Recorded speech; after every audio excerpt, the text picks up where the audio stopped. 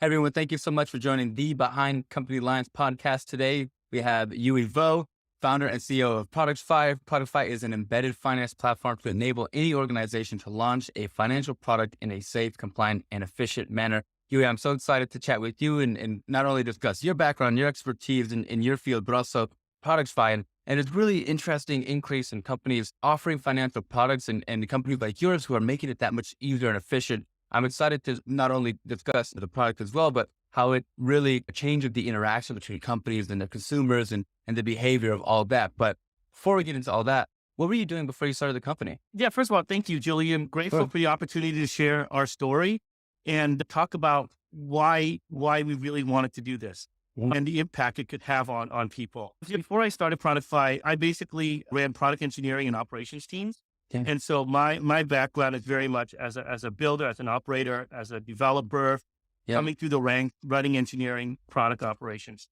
Yeah. Well, in that experience, I feel like you come from a really particular lens because, there's technical founders, the non-technical founders. During the building process, what kind of, when you look at product, how do you look at it that's different from other founders, I guess, in your experience or that you've interacted with, being that you have such an engineering and technical background?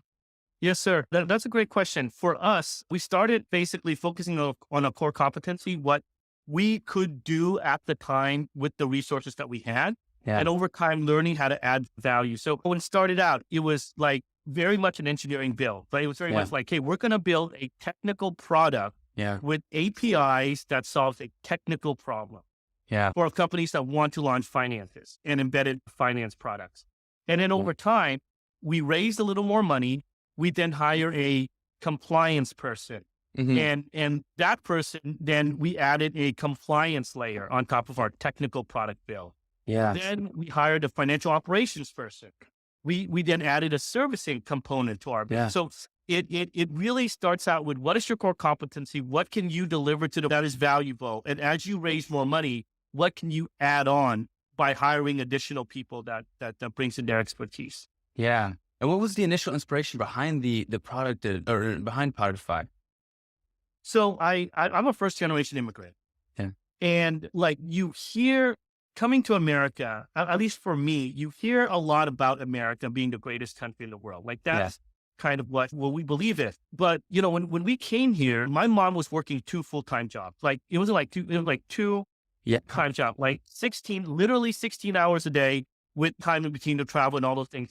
She was literally working probably like 17 to 18 hours a day, 5 days a week. Wow.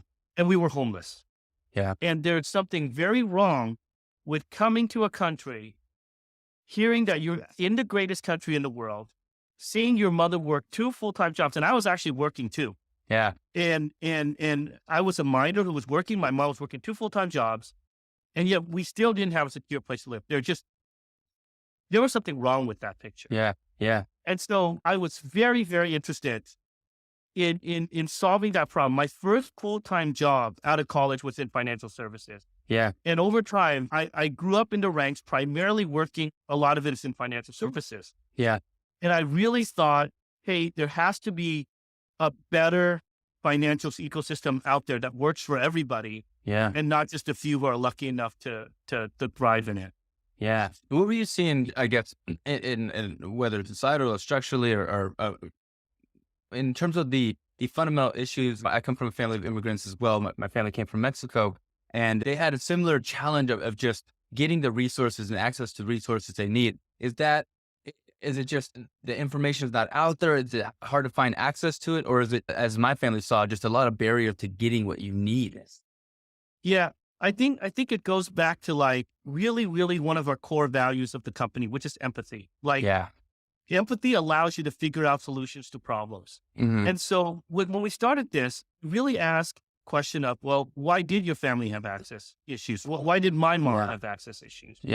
And at the end of the day, most financial products and services is an arbitrage game. I take money from you, I lend it to your neighbor, I arbitrage that delta, right? And so if a lot of financial services is an arbitrage game, even like credit cards, even like the cards that you spend, you're arbitraging the relationship with the merchant paying a fee to the card network. Yeah. The merchant then paying you, the card network then paying the bank then gives you like 1% cash back, 2% cash back, whatever it is, right? Yeah. It's fundamentally an arbitrage game. But financial services wasn't always like this. Yeah. You think to where there was a time in our society where employers actually showed empathy for their employees. Mm-hmm. And a lot of employers actually took it upon themselves to provide financial wellness for employees. And we as a nation, for a long time, forgot that responsibility that employers have to employees. And so one of the things that became very evident was that there's now a coming back to that realization. Like Lyft offers a debit card to its drivers. Yeah. Lyft isn't trying to make money by offering a debit card product to its drivers, right? And they're doing it because that's a value add and they want to take care of their drivers. Yeah. Silicon Valley does the same thing. They offer a financial product to their employees so that these people don't have to go get a check cashing and all. We see religious organizations. A lot of credit unions in the United States are actually started by religious organizations. Wow, The oldest credit union in the United States is actually St. Mary's Credit Union. So we see universities, we see religious organizations really empathizing with my students, my faculty, my congregation are all suffering because they're not being served well by predatory financial services companies.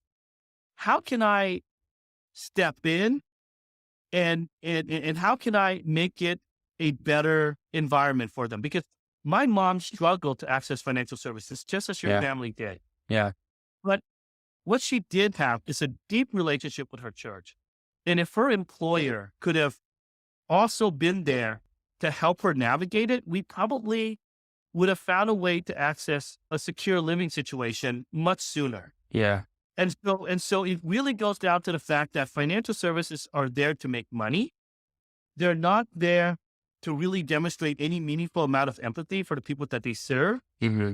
And the only way we're going to change financial products and services to make it a better financial ecosystem for the vast majority of people is if we allow organizations that have deep empathy for their users, that have deep, meaningful relationships to be able to offer financial products and services. Yeah. I feel like perspective wise, there's a big trust, I guess, to have, say, a large bank because they're accessible and in multiple locations. They have some type of reputation, whether good or bad, they have something out there. How do you kind of shift the mentality to, say, trust the localized or the, I guess, more intimate relationship with either employers or, say, like you said, credit unions ran by an organization that you're from? Obviously, there's some inherent trust, but there's a little bit of distrust, say, with the lack of pedigree in that particular industry. How do you overcome that and build the trust with with those who are going to be benefiting from these services to make sure that they feel secure with the resources that they're being given? Right. I do want to challenge that first assumption. Yeah. Banks do have a reputation, but they don't have a reputation that's good. Like, look at what happened to Wells Fargo. Yes. Wells Fargo got slapped with, I think, like a $3 billion fine for all the ways that they were abusing and preying on the consumer, right? Yeah. You look at, like, Goldman Sachs is not a place that people look at and say, oh, wow, like, I trust those people. They are good people that I want to work with, right? Yeah. So I very much want to challenge this idea that people have a view of Wells Fargo that it's like, oh, I trust these. No, I use Wells Fargo because I have to. Yeah. Right? Because they're around. And so they do have a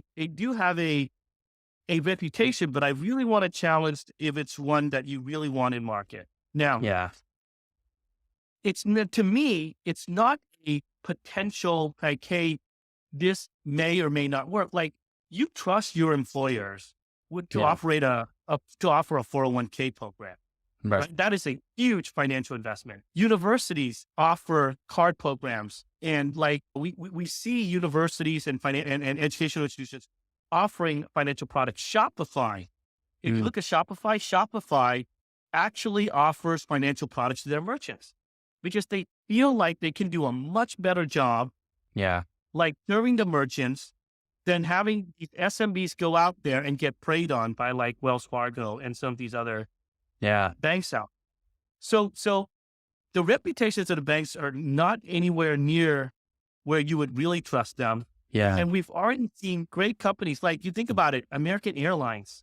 Yeah. They offer a credit card. People flock to American Airlines card, right? Yeah. But you see Costco has a card. I have a Costco credit card. In fact, one of the things that I tell is that my family shop at Costco. We do it quite a bit. Yeah. And the reason why there's a lot of brand loyalty, at least for me personally, to Costco and my mom has to Macy's, is because when we had very little, Costco gave my family a card, and holding that card made us feel like we were Americans. Yeah. And that kind of brand loyalty, same thing with Macy's, right? Macy's at some point gave my mom a card, and it made my mom feel like, hey, I can actually have a little bit of the American dream. Like I can go and get a nice thing. And that kind of brand loyalty is massive, far more than most FinTechs and a lot of the banks can ever hope to achieve.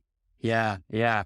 Before I get into I obviously want to kind of discuss like the influence and the impact of having a product like this and enabling more brands, but describe the mechanics of what Productfy does and what the offerings you are. You work with the company, and what are they able to access and offer their employees and those who are able to benefit from the services?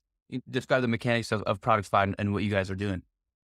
Yep. So at the foundational layer, we offer an API. Now, that API, we only give to you if you really know what you're doing. If you're like, hey, we're a well-funded company, we have compliance, we have a legal team, we really know what we're doing, we want to access your APIs. We give you an API. But for the majority of clients, right? For instance, we have a client that serves Black and brown religious organizations, right? They're very good at taking care of people in their congregation. They're not a group of engineers. Yeah. For someone like them, we would be offering a full white label solution. We have another company that does disbursements for insurance claims, right? They're an insurance company. They have their own priority.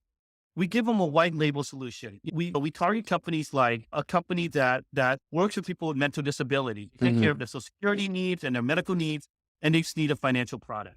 And so for the most part, our value proposition is that we have an entire app, right?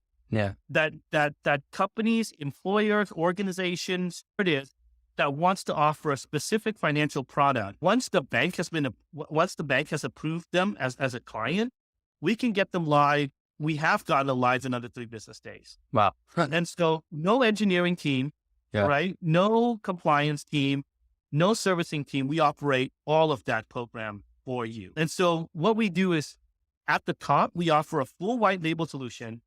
Underneath that, for those who are very qualified, we offer an API. And then really we have an entire team of compliance, financial operations, servicing people that basically operate the program. Yeah. How much of that, I guess, the companies that you're working with, how much of they're providing, you talk about the company that helps Black and brown individuals get access. How much of this is just untapped? How many individuals are without access to these resources who can gain it through Productfy? Yeah, I think it's not just around the underbanked. I mean, the underbanked is massive. And when you talk about underbanked, it's not like a binary thing, right? Right. There are some people who might have access to a debit card, but don't have access to credit cards, right? You consider those people unbanked or underbanked. There are people who might have access to credit, but at a ridiculously high rate. You consider those people well served. So I think it's not like a binary underbanked, unbanked flip that's on or off. It's that our value proposition is, how do we ensure that the financial ecosystem that we all live in is a kinder, more empathetic, and more socially just financial ecosystem? Yeah. That is sustainable.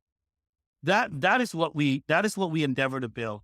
And so it starts with like, how do we build a better financial product for everyone? Yeah.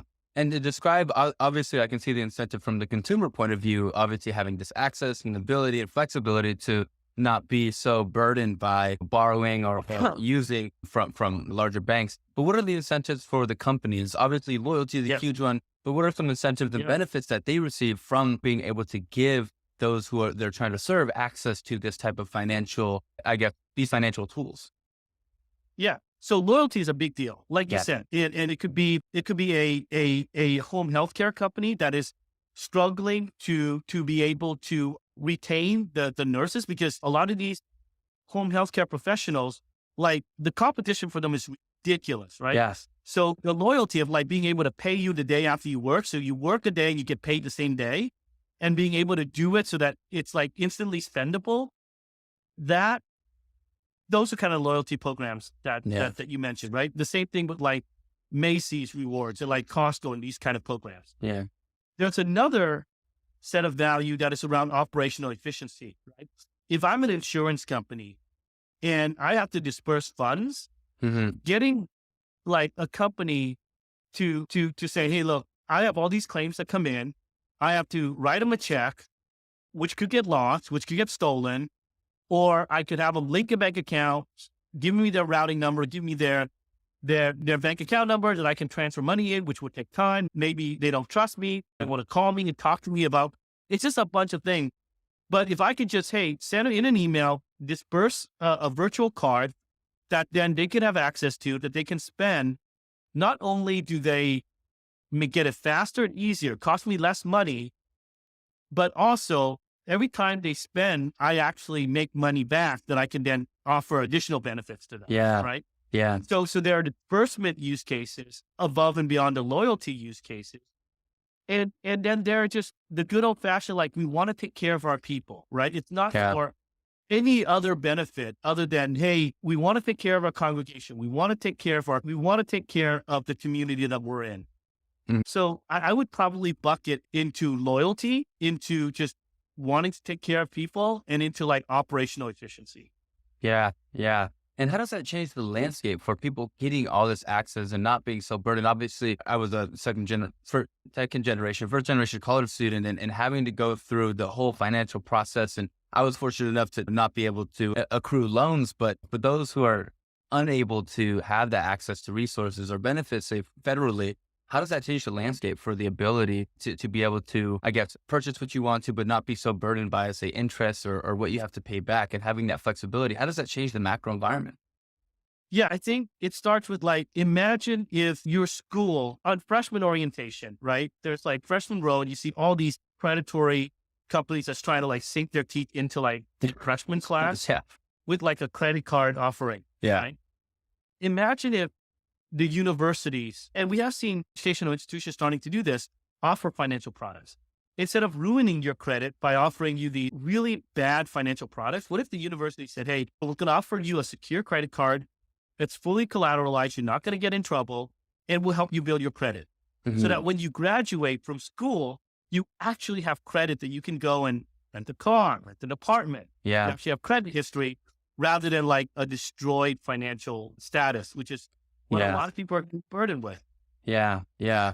I'm so interested in how kind of embedded finance and even especially we see a lot of blockchain and crypto companies going into finance as well. How does that disrupt the market in regards to its effect on larger players, like larger banks or larger institutions who are, say, have years of reputation or have all this brand loyalty? How does this disrupt them? And what is the competition now that they see, that you see all these smaller organizations being able to, I guess, not affect them, but I guess offer some kind of competition? Yeah, that's a really good question. So when you say blockchain, I assume you're talking about like cryptocurrency, like that's kind of where you want to take that question, right? It's like how cryptocurrency or... Yeah. I guess not necessarily crypto and like tokens or coins or anything like that. The really sophisticated infrastructural layer that allows trading and lending and borrowing and all these functions of traditional finance, but in a way that's extremely transparent and doesn't have that predatory nature if done well. Right. So, I mean, this is kind of why our core thesis is different, right? Our core thesis is, let's go to organizations that have deep, meaningful relationships and empower them to offer a financial product. Because the things that create misalignment right now in the banking is that you have a CAC problem, a customer acquisition cost problem. Right. Because if you're a bank and you're trying to acquire customers, you have nothing to offer them other than, hey, my interest rate is X, my rewards point is Y, and I'm going to compete on that, right?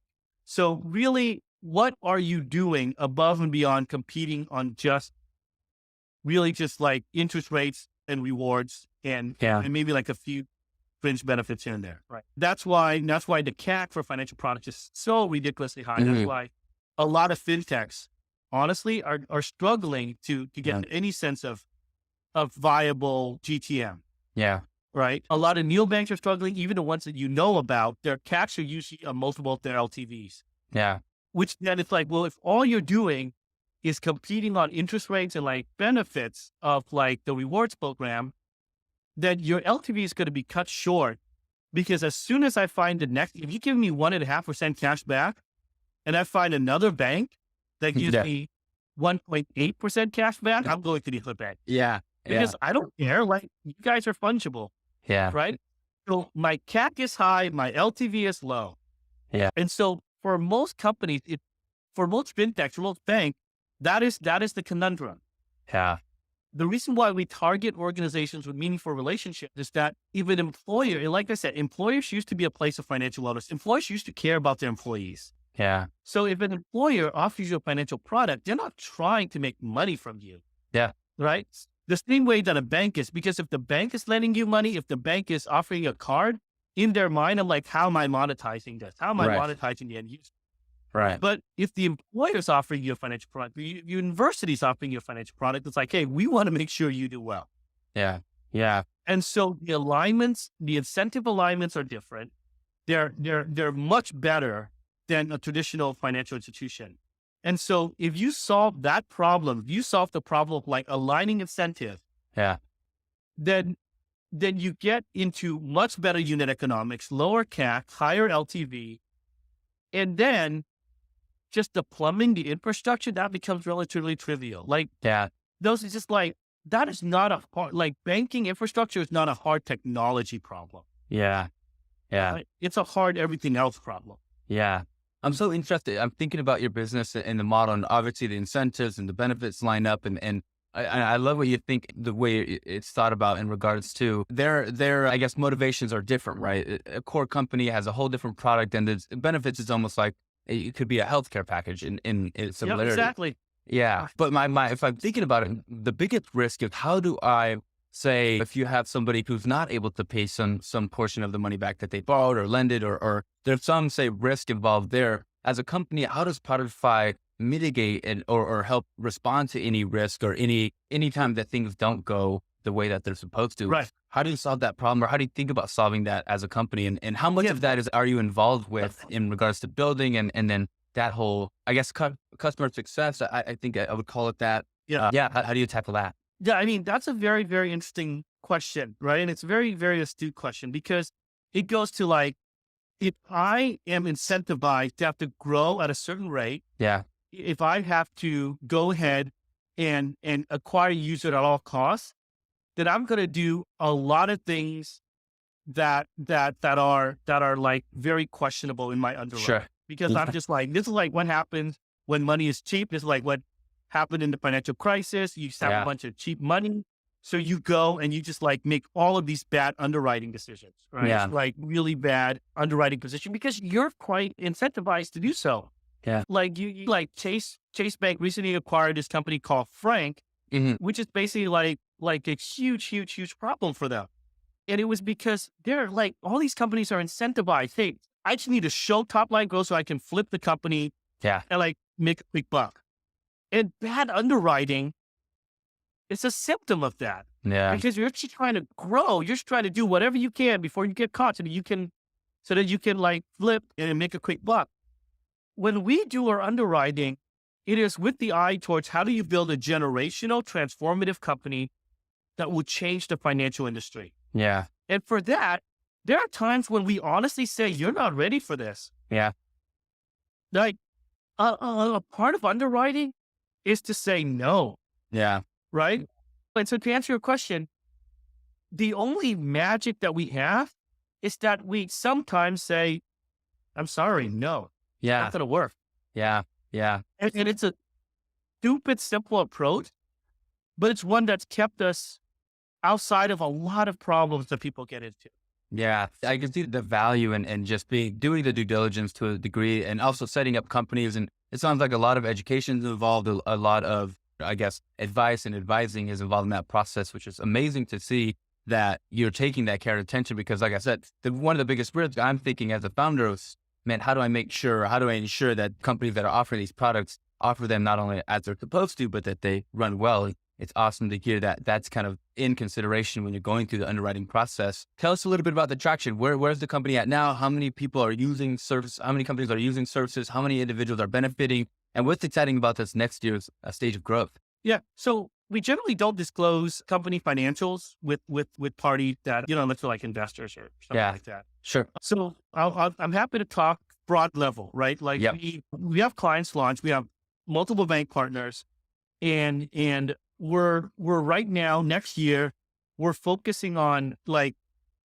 doing more to empower more and more different types of organizations to launch financial products. And what does that mean? It means like up until now, we've had a certain set of products that we can offer. What we want to do next year is to do more to help the SMB market, the small, medium-sized businesses.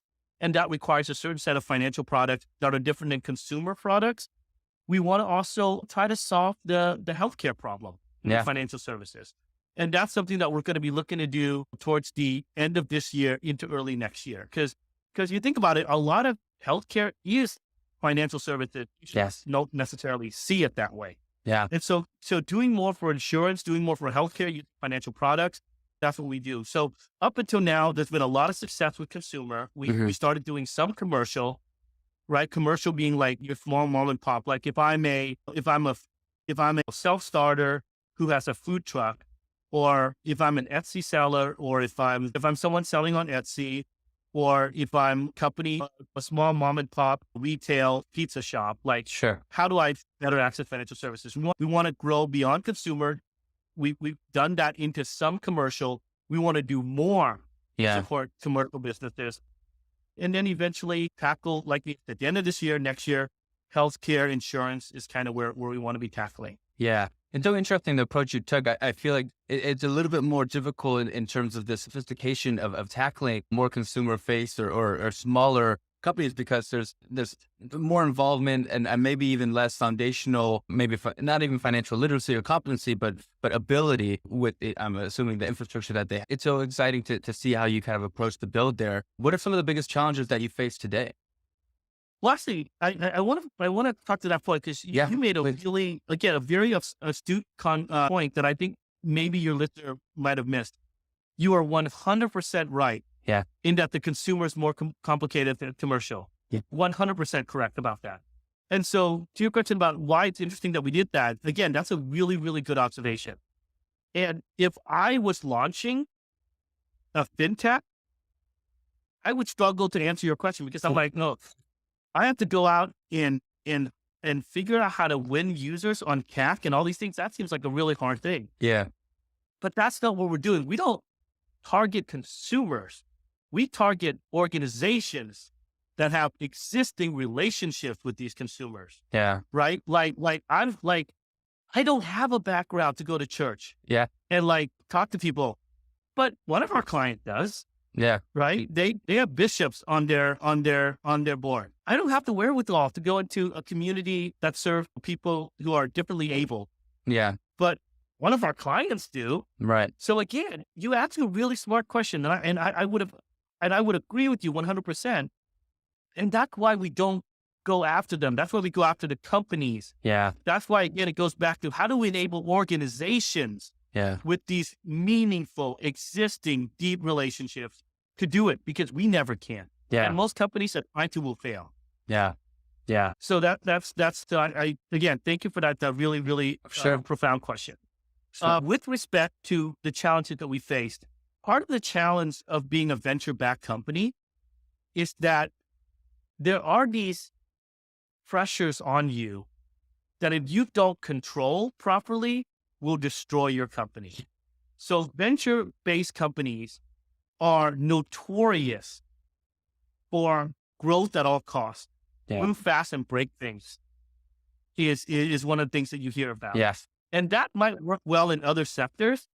But if you just spend 5 minutes Googling FinTech 2022, you will see what a complete cluster that was. Yeah. Banks getting shut down, programs getting shut down, companies that raised hundreds of millions of dollars halted or frozen or shut down, crypto crashing, Yeah. financial institutions getting consent orders. It was just a complete cluster. Right. 2022 was the inevitable reckoning of move fast and break things and grow at all costs applied to financial services. Yeah. And now we felt very similar pressures at the end of 2021 and into 2022. And it was really difficult to have to come back and say, we do not believe this is the right thing to do. We believe if you go down this path, you're going to get destroyed. Yes. And you're going to destroy a lot of the financial ecosystem. And being right, believing that we were right then was still very difficult because until it happened, everyone's like, you're kind of the weird one out there that's not doing what everyone else is doing. Right. Now, we didn't get caught up in that mess, but now there's two major challenges that we're facing. Number one is so many banks have been burned by this bad behavior that, literally, I was talking to one of my bank partners and she apologized. She's like, hey, look, we're telling you to do a lot of things, even though we know you're different, because everything that we've done with you over the last quarters, several quarters have told us that you're different, but we've been burned so bad that we have to now do these things. Yeah. Right. And so the number of banks that are willing to take a risk is now lower and lower. It's like after the financial crisis in 2007, if you were a good borrower who was responsible, you still might not have gotten a loan. Yeah. Because everyone else did all of these really dumb and horrible things. Well, a lot of venture-backed companies and unsophisticated banks did a lot of things and got burned. And now the risk mentality is so low, it's so slow to get things done now. Sure. That's the first problem. The second is a lot of investors who were unsophisticated and got burned, they are now coming back to us and saying, we just don't want to deal with FinTech anymore. Yeah. And that reduces the amount of investors that we could work with because they got stuck making massive investments in companies that are going to get shut down. Right. And so now their appetite for working with a financial infrastructure company is like, okay, you kind of got burned. I'm just going to kind of look somewhere else right now. Yeah. Those are probably the two biggest challenges we face. Yeah. When you were going through the fundraising process, what was the most compelling, a reason or factor for companies to invest? And part of my mind goes to, you're not necessarily doing what other companies do, which is offering a product that's slightly different. Maybe there's some slight benefit to it. Yeah. You're tackling a whole different, and I see as an untapped market of consumers and businesses that genuinely want to offer more services, not purchase more service for themselves to then trickle down. Right. It's this direct relationship. And I haven't seen many companies do it that are offering a solution like yours. But what was the most compelling kind of reason that companies ended up, or I guess partners of VCs and investors ended up wanting to work with you and wanting to be a partner while you're going through this journey, knowing that it is probably a slower growth, but it's tackling a market that's, I think, fairly substantial. Well, I mean, that is exactly the problem, right? It's that most VCs are not that forward looking. Yeah. Right? They might say they are. All VCs say that, but most of them are not. Right? Yeah. Most of them are like pattern matchers. Right. And so it is exactly that. Hey, we believe that growth at all costs in this space, move fast and break things in this space is going to blow up in your face. Yeah. And the irony is that when we're saying it and there was no proof, everyone's like, well, you're wrong. We don't want to invest in you. Sure. And then when we're right, they're like, well, we've been burned. Yeah. And so it's one of those things like, okay, well, you were burned because you didn't listen to us. Right. Then now, because you were burned, you're afraid to do anything else. Right. That is our biggest challenge. Yeah. Yeah. If everything goes well, what's the long-term vision for Productfy? When people talk about 20 years ago, if people said, hey, every company's going to be online, you'd be like, well, that's stupid. I have a boba shop, a taco truck. Why the hell do I need to be online for? This is stupid. Yeah. Right. But there was enough people who built enough infrastructure so that if you're a stay-at-home person who wants to practice your arts and craft, you can now create an online storefront and sell your arts and craft online, right? And now it's taken for granted that if you have a business, you can have an online presence. Yeah. Well, I think the long-term vision is to build a truly globally decentralized financial infrastructure. And the thing with crypto was that it always promised that you can have a decentralized financial infrastructure. Mm-hmm. But we always had a different worldview of decentralized financial infrastructure. What if you're a women's collaborative in Vietnam, which is where I came from, and you can have access to a globally distributed financial ecosystem that can do lending, that you can issue a card, that you can manage payroll on. Yeah. Right? And be able to instantly sell and transfer funds around the world. What if you are a company, a navigation center that works with former inmates? Yeah. And when they come out, you're like, hey, I'm gonna build a basic way for you to earn credit. This is your deposit account. When you get a job, this is where the money goes. Mm-hmm. And then we'll help you build credit so that you can actually rent a car and an apartment. Yeah. Banking, the reason why we believe embedded banking is the way of the future. It's the only way to make financial services work. It's because it relies on this profound value of empathy and understanding who it is that you're working with. Mm-hmm. And there's nothing more decentralized than having your church, your prison navigation center, your local PTA, your favorite gym, your favorite brand, all offering you financial products and services. Yeah. It becomes basically embedded. Like the whole value of empathy is how do you meet people where they are? Yeah. Embedded finance allows companies to meet people where they are. Yeah.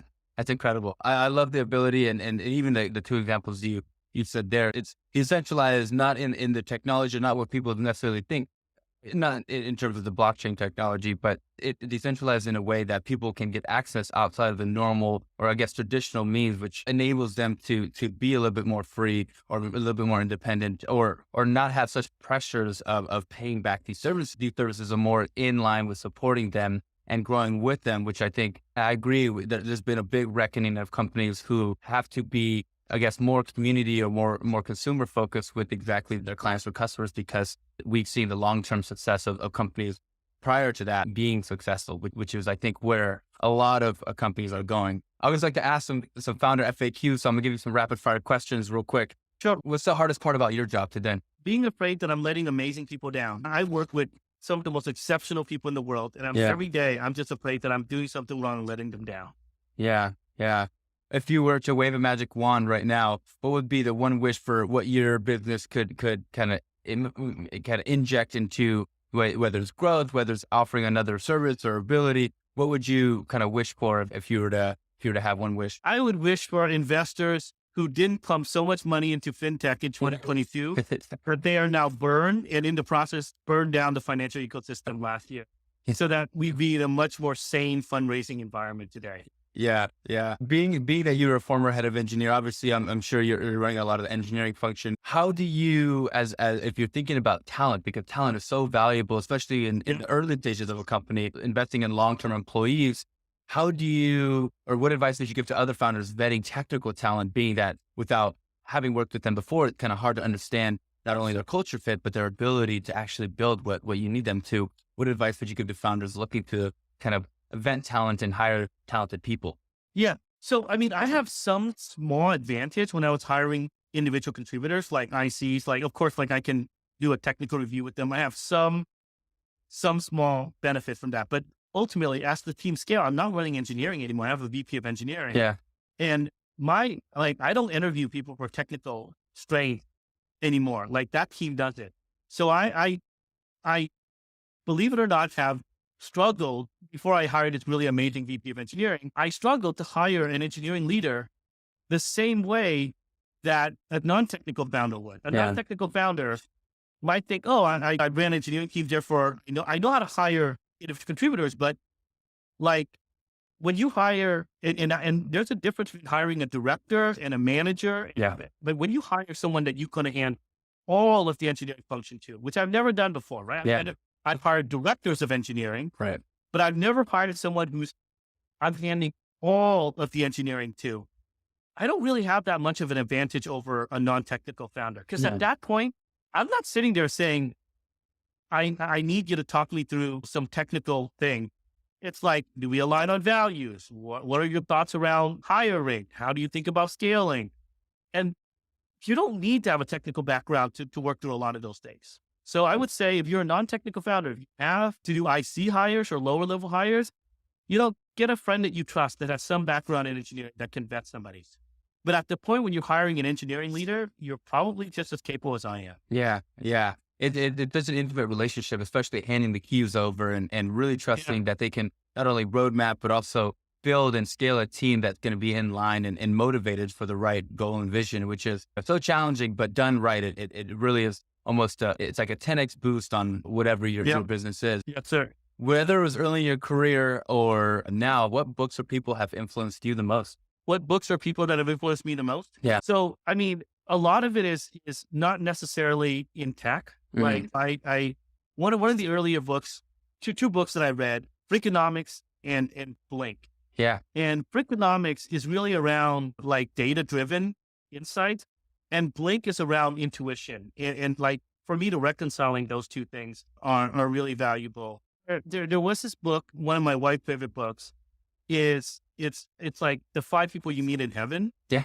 And it talks about the influence that people can have on your life and what it is that impacts you and the impacts that you may have. And that to me is always really powerful. And I'm a huge geek when it comes to like Abraham Lincoln, the Civil War, because there are just so many intricacies there around just some of the extraordinary people, Frederick Douglass, Abraham Lincoln, kind of just the work that they were doing and how they managed to influence. Yeah. Honestly, a country that just wasn't really prepared to end slavery. Yeah.